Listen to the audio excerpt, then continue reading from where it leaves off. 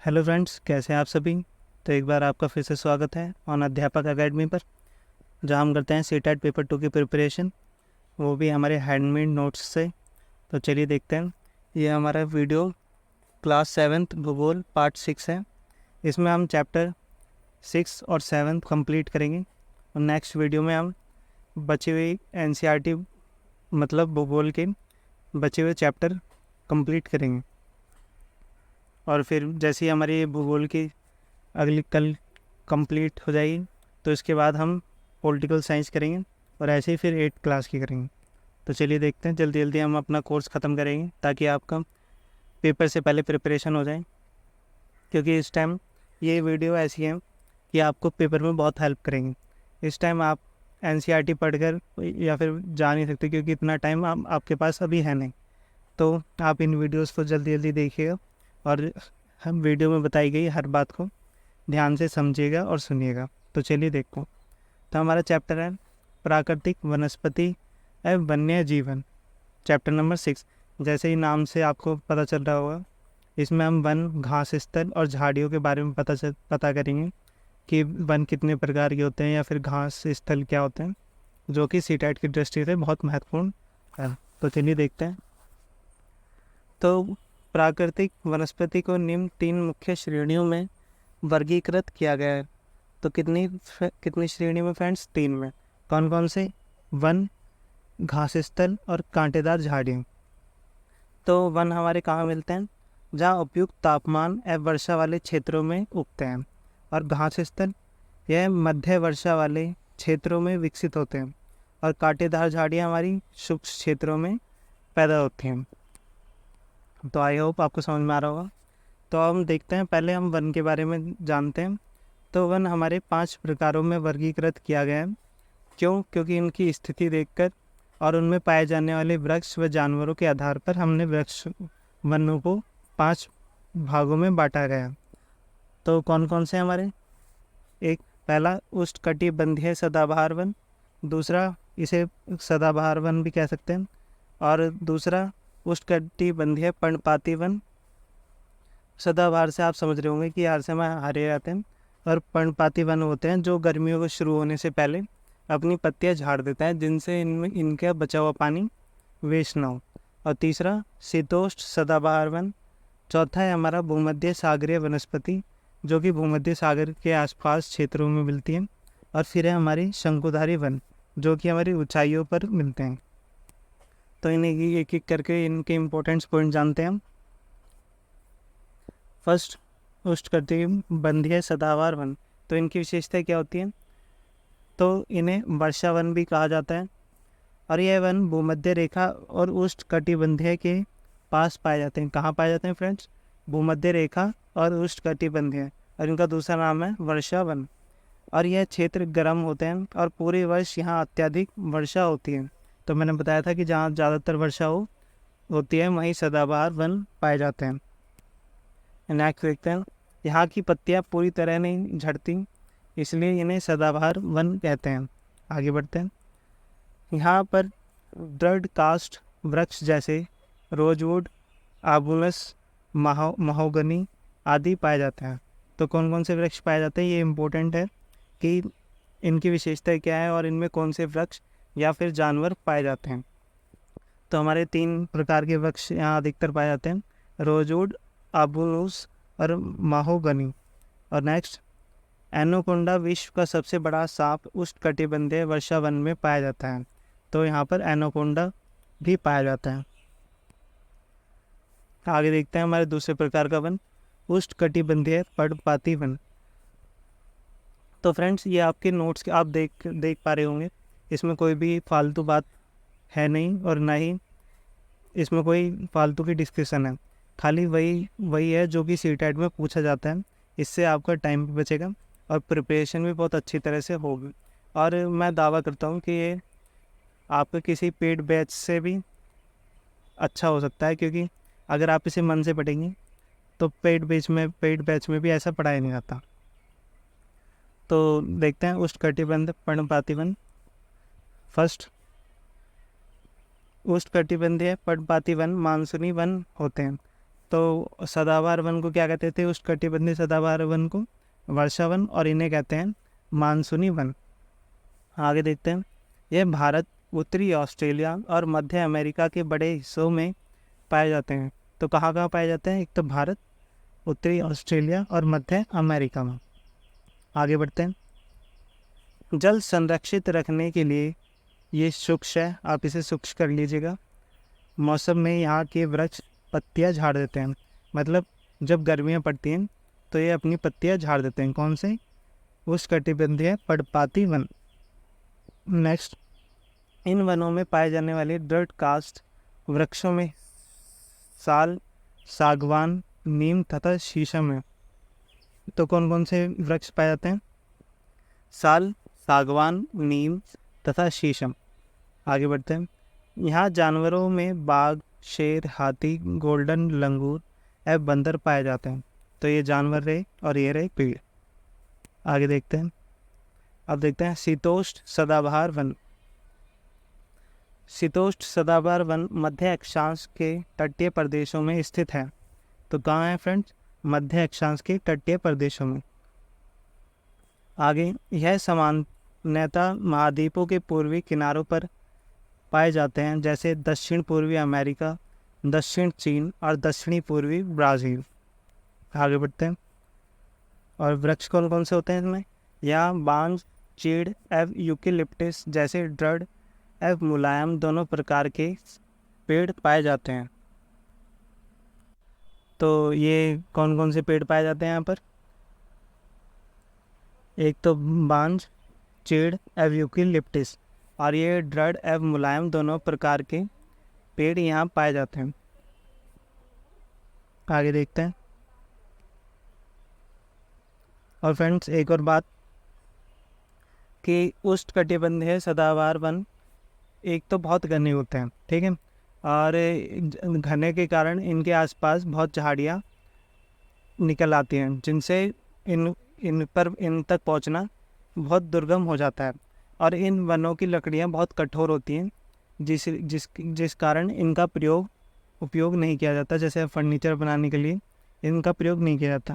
और वो जो होते हैं हमारे पर्णपाती वन, उष्णकटिबंधीय पर्णपाती वन, इनकी लकड़ियां जो दृढ़ भी होती हैं और मुलायम भी होती हैं, और ये हमारे यूज़ में आ जाती हैं।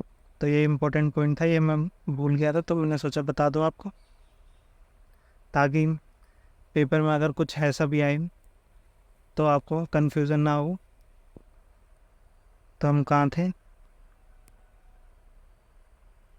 तो अब हमारा शीतोष्ण पर्णपाती वन। तो ये कहाँ पाए जाते हैं? तो यह उत्तर पूर्वी अमेरिका, चीन, न्यूजीलैंड, चिली और पश्चिमी यूरोप के तटीय प्रदेशों में पाए जाते हैं। तो कहाँ कहाँ फ्रेंड्स? उत्तर पूर्वी अमेरिका, चीन, न्यूजीलैंड, चिली और पश्चिमी यूरोप। और नेक्स्ट, ये अपनी पत्तियाँ शुष्क मौसम में झाड़ देते हैं। तो जितने भी हमारे पर्णपाती वन होते हैं वो पत्तियाँ अपने अधिकतर शुष्क मौसम में झाड़ देते हैं। और पेड़ कौन कौन से होते हैं? बांज, एश और बीच यहाँ पाए जाने वाले पेड़ हैं। और पक्षी और या फिर जानवर कौन कौन से हैं?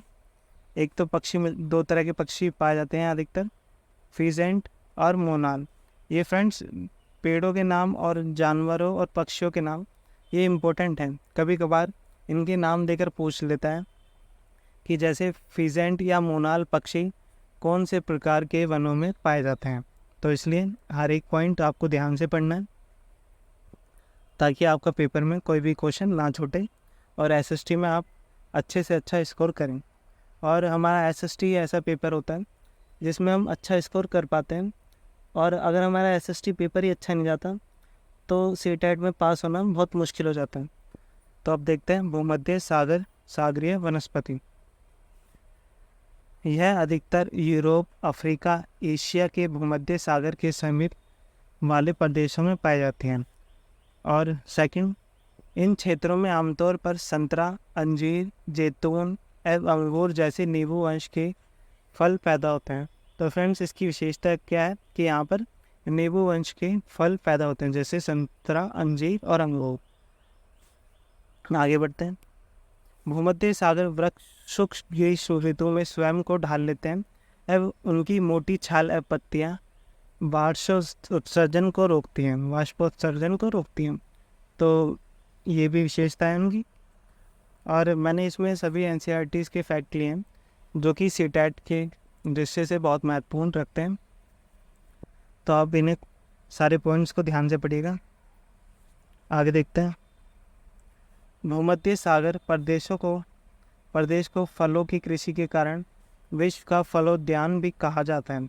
तो इसका दूसरा नाम क्या है? विश्व का फलोद्यान। आगे बढ़ते हैं।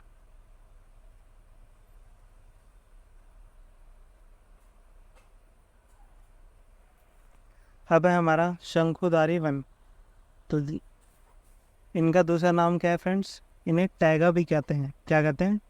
टैगा। और ये लंबे नरम काष्ठ वाले सदाबहार वन होते हैं। तो कौन से होते हैं फ्रेंड्स? ये सदाबहार वन होते हैं और इनकी लकड़ियाँ नरम होती हैं। आगे बढ़ते हैं। इनकी काष्ठ का उपयोग लुगदी बनाने के लिए किया जाता है, जो सामान्य तथा अखबारी कागज़ बनाने के काम आती हैं। तो फ्रेंड्स, कौन सा ऐसा वन है जो जिसकी लकड़ियों की लुगदी बनती है या फिर अखबार बनते हैं? तो हमारा आंसर होगा शंकुधारी या टैगा वन। नेक्स्ट, नरम काष्ठ का उपयोग माचिस या पैकिंग के लिए किया जाता है। दोनों इम्पोर्टेंट पॉइंट हैं, ध्यान रखिएगा। और इसमें शंकुधारी वन में पेड़ कौन कौन से होते हैं? चीड़, देवदार, इन मुख्य वृक्ष होते हैं। और जानवर की बात करें तो रजत, लोमड़ी, मिंक, ध्रुवीय भालू जैसे जानवर पाए जाते हैं। और ये हमारा एक्स्ट्रा इन्फॉर्मेशन जो कि हमारी एनसीईआरटी में अलग से दिया होता है। तो रूसी भाषा में टैगा का अर्थ है शुद्ध या अनछुआ। तो क्या है इसका अर्थ? शुद्ध या अनछुआ। अब देखते हैं। ये हमारे वन समाप्त हो चुके हैं। अब हम घास स्थल देखते हैं। घास स्थलों को तीन प्रकारों में बांटा गया है। पहला उष्णकटिबंधीय घास स्थल, दूसरा शीतोष्ण, तीसरा कंटीली झाड़ियाँ। देखते हैं इन्हें करके।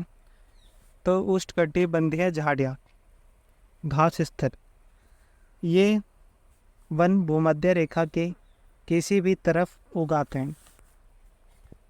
और नेक्स्ट, यह वनस्पति निम्न से मध्य वर्षा वाले क्षेत्रों में पाई जाती है।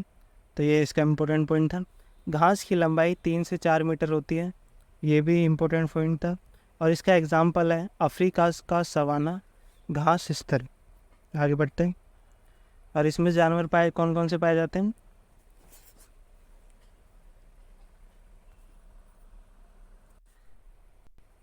हाथी, ज़ेब्रा, जिराफ, हिरण, तेंदुआ आदि पाए जाते हैं। अब देखते हैं शीतोष्ण घास स्थल।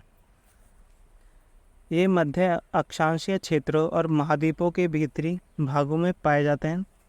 और इनकी घास छोटी या पौष्टिक घास होती है।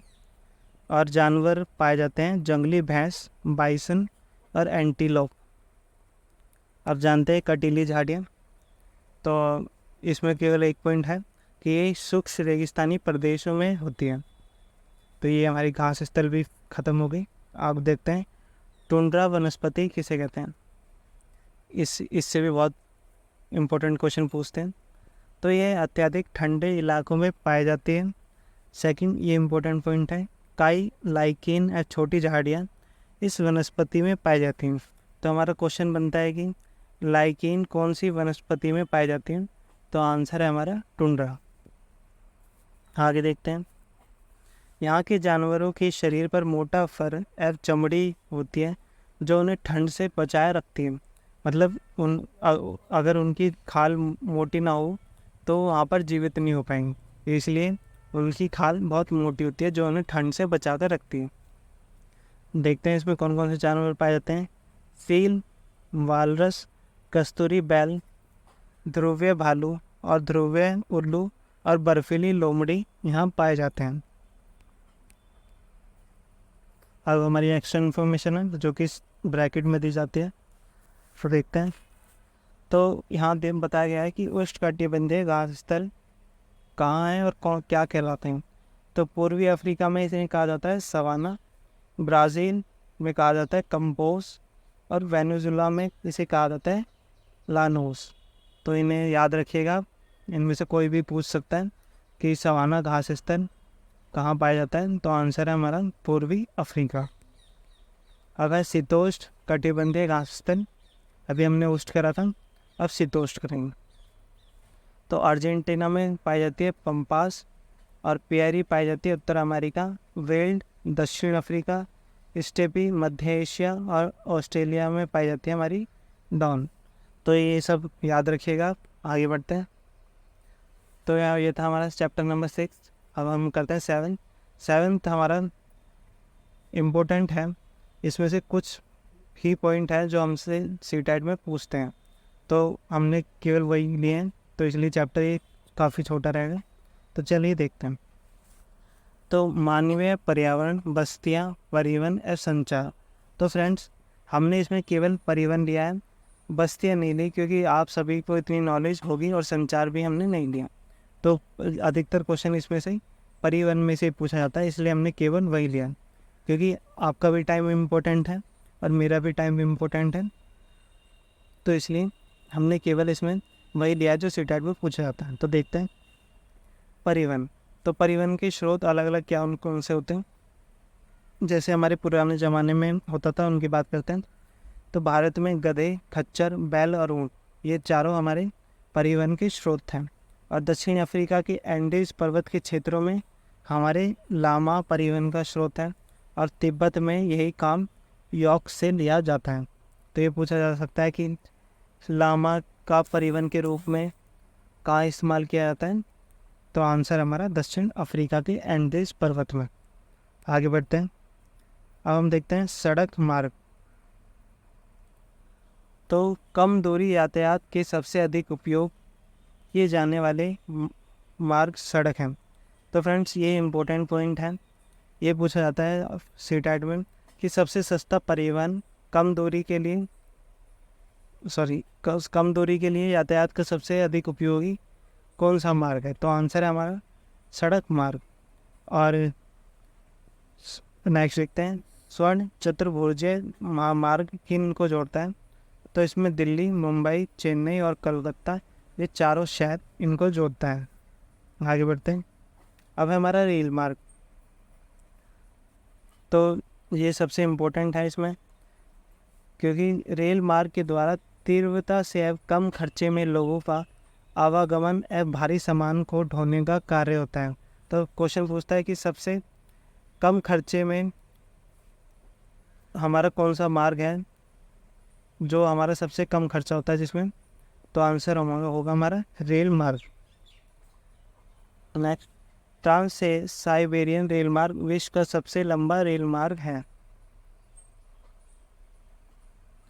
अब देखते हैं जल मार्ग। तो अधिक दूरी व भारी एवं बड़े आकार वाले सामानों को ढोने के लिए जल मार्ग सबसे सस्ता साधन होता है। तो फ्रेंड्स, इसमें दो चीज़ आई, एक तो रेल मार्ग और जल मार्ग, तो इनमें आप कंफ्यूजन मत होना।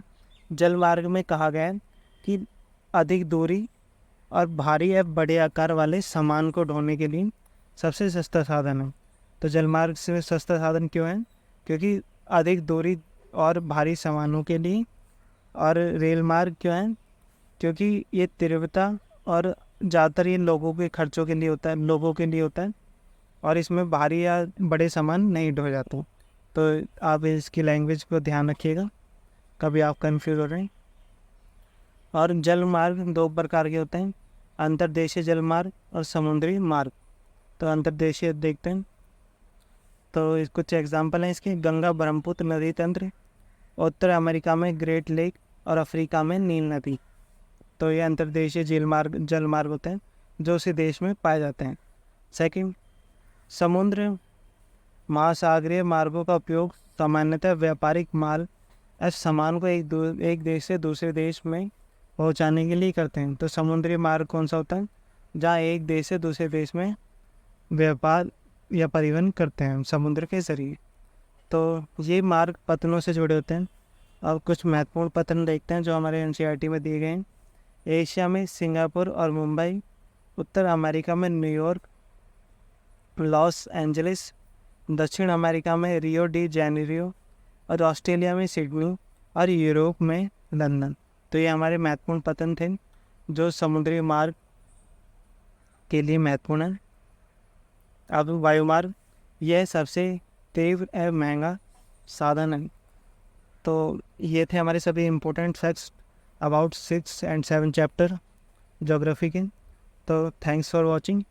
ऐसी वीडियो के लिए हमारे साथ बने रहें और अपने फ्रेंड्स के साथ शेयर करना ना भूलें, और हमारी फैमिली को जल्द से जल्द बड़ा करने की कोशिश करें, क्योंकि बहुत अधिक लोग होंगे तो हमें भी अच्छा लगता है कि हमारी फैमिली दिन पे दिन बड़ी होती जा रही है और हमें भी कुछ नया करने का मौका मिलता है। तो बने रहिए हमारे साथ। Thanks for watching.